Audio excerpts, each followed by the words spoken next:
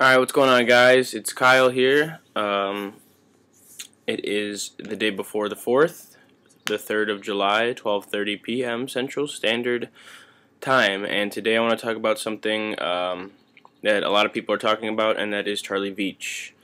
Charlie Veitch is some sort of an activist. He calls himself an anarchist, and he's a very big inspiration to a lot of people.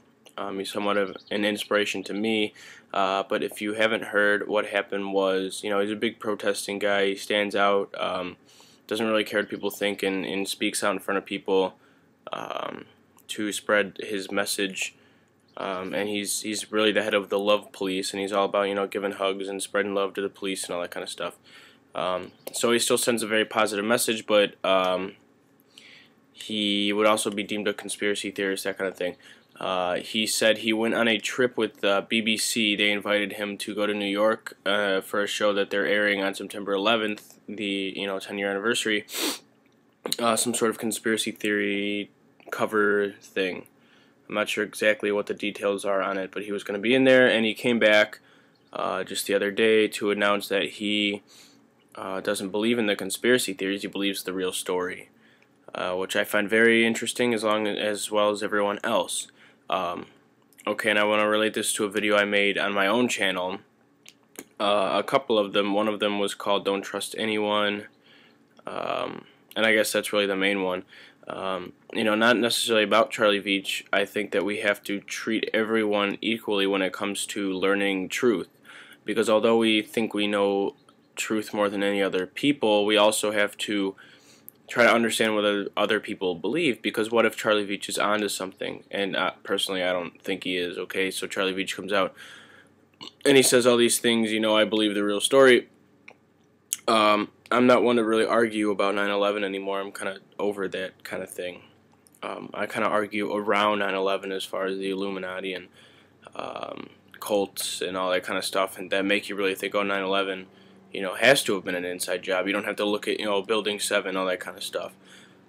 So personally, I mean, nobody's going to really sway my opinion on that. What is understandable is that there are a lot of unanswered questions. That is something that nobody can deny if they know anything about 9/11, is that there's a lot of things that need to be answered, and they haven't been. A lot of suspicious things. Putting those puzzle pieces together is what calls you a conspiracy theorist. So really, I guess just you can't, not to trust Charlie Veitch. I guess you can look up to him as someone that inspires you to do something like that, and I hope you do. You go out and you stand up and say what you believe in. But however, not everyone's going to believe the same things you do. So he still has a bright mind. I can't really explain as to why he's going the way he is. But remember that all of the time you're spending attacking him, asking him why, saying that he's a sellout and all this kind of stuff, is time taken away from doing something positive.